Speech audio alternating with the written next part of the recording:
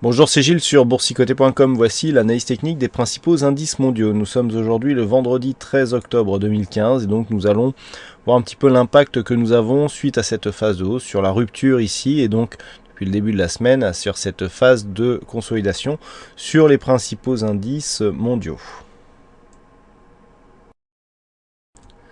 Nous commençons par le DAX qui était en sous-performance donc par rapport aux autres indices et notamment le CAC sur cette phase de progression. Et bien là on a une progression qui est un peu moindre. Alors bon, il nous manque encore une bougie sur cette cotation. Sachez que le DAX est venu donc tester la zone des 10 600 points et évolue actuellement autour des 10 700 points par rapport à son évolution sur le futur.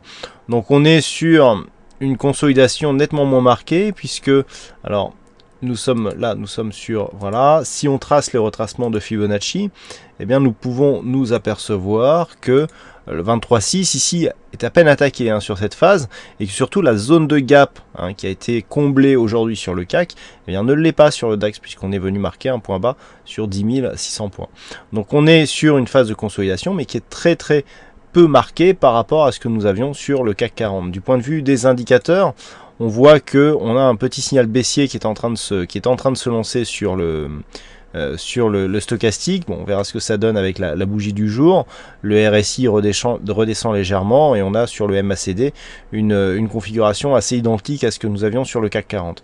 Donc ce qu'il faut bien essayer de voir, c'est l'attaque ici de cette zone de 23,6 qui, si elle est confirmée, pourrait nous ramener ici sur les 10 400 points, retracement 38,2% de Fibonacci. Mais pour l'instant, la dynamique, la tendance de fond reste haussière sur le DAX. On a toujours, je le rappelle, cette zone oblique baissière moyen terme qui capte les cours. On est venu ici tester cette zone et on marque ici une petite phase de consolidation. La prochaine attaque devrait être normalement celle de la cassure haussière qui permettra un retour sur les 11 500 voire 11 800 points.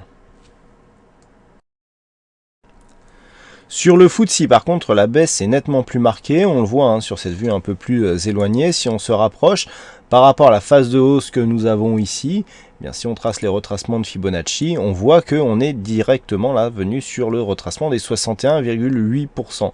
Donc on est ici beaucoup plus exposé. Si on revient sur une vue un peu plus globale, on voit que nous évoluons actuellement dans une configuration de biseau d'élargissement baissier. Statistiquement, cette figure se casse à la hausse et lorsque nous regardons, eh bien, nous avons une ligne de tendance ici qui se trace de cette manière. Donc si les cours ne reviennent pas ici casser cette zone, on peut se servir de cette zone de support pour impulser un mouvement propre à casser ici cette zone de résistance oblique baissière, auquel cas on aura un signal de retournement haussier. Mais pour l'instant, on est sur une phase où sur le court terme, on n'arrive pas à garder ici les anciennes zones de résistance sur cette phase comme zone de support. Ça a bien marché ici la première fois. Par contre, après un contact, eh bien, le FTSE a cassé cette zone de support pour venir s'enfoncer et confirmer la phase de consolidation. Attention, une cassure plus marquée de cette zone des 6110 nous ramènerait sur un objectif de retracement total à 5877 points. Par contre, un retour au-delà de cette zone des 6248 points eh bien, pourrait relancer la dynamique haussière et nous ramener plus rapidement que prévu sur un test de cette résistance oblique baissière. Sur le S&P 500, nous voyons bien aussi la phase de hausse avec les retracements de Fibonacci. Alors au moment où je vous parle, on est venu marquer un contact ici sur la zone des 2023 points, qui est le retracement des 38,2% de Fibonacci. Et donc on a validé la rupture du retracement des 23,6 ici par l'objectif de ce retracement des 38,2%. Alors pour l'instant, on est toujours sur une phase de consolidation peu marqué. Par contre, c'est si les cours s'enfoncent sous cette zone que l'on viendra marquer des zones d'affaiblissement de cette dynamique haussière. D'un point de vue purement chartiste, nous avons ici des zones horizontales qui correspondent à d'anciennes zones de résistance. Première zone ici 2009, puis surtout la zone des 1985 points. Tant que les cours restent au-dessus de cette zone, on est globalement toujours sur une tendance haussière. On est venu ici marquer un point haut significatif proche de la zone de résistance annuelle du S&P 500. Donc pour l'instant, on est sur un retour, phase de consolidation. On est venu ici tester le 38,2. Maintenant, tant que l'on reste ici sur cette zone, il n'est pas exclu que l'on revienne assez rapidement chercher la zone des 2116 points. Ce scénario serait invalidé en cas de rupture baissière de cette zone des 1985 points. Sur le Nasdaq, la phase de hausse ici qui a donné lieu à ce retracement nous permet de constater que nous avons cassé ici le retracement des 23,6 puisqu'au moment où je vous parle, le Nasdaq se situe à 4516 points, donc 4516 points, on est sur cette zone là, on a cassé ici la zone et on est en train de combler ce gap. Du point de vue des retracements, donc on a cassé le retracement des 23,6% et l'objectif se situe désormais à 4475 points. Comme je vous l'indiquais sur le S&P 500, nous avons des zones horizontales. Alors cette zone 4395 qui correspond aussi au retracement des 50%. Et donc dans le cas d'une rupture de cette zone des 4476, on pourrait revenir dans cette zone 50,61,8 sur par exemple cette zone horizontale des 4347 points. Pour l'instant on est toujours dans une phase plutôt haussière. Les indicateurs marquent ici la phase de consolidation mais sans nous donner des signaux d'un retournement global. On voit bien ici des volumes baissiers qui sont inférieurs à la moyenne et donc une tendance, un fond de tendance qui reste orienté à la hausse. Donc on reste haussier sur le Nasdaq malgré la phase de consolidation actuelle. Si les cours venaient à casser donc les 4475 vers cette zone, on commencerait effectivement à avoir des signaux d'affaiblissement. Mais tant que l'on reste ici au-dessus des 4475, on peut s'attendre ici à un retour du mouvement haussier en direction des plus hauts annuels, voire pour une poursuite du mouvement.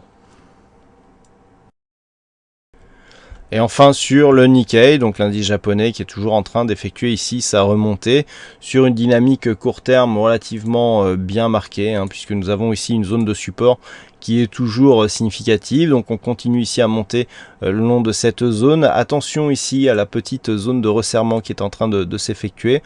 On la voit bien ici sur cette phase. Bon, convergence qui est assez légère, donc qui ne nous inclut pas dans un biseau haussier, mais plutôt dans une petite phase de trend ici. Attention toutefois à ne pas, en cas de cassure ici de cette zone de support, à ne pas invalider la poursuite du mouvement. Le mouvement qui a donc marqué un nouveau point haut significatif au-delà de cette zone ici des 19 180 points. Donc on continue ici à évoluer favorablement pour l'indice japonais.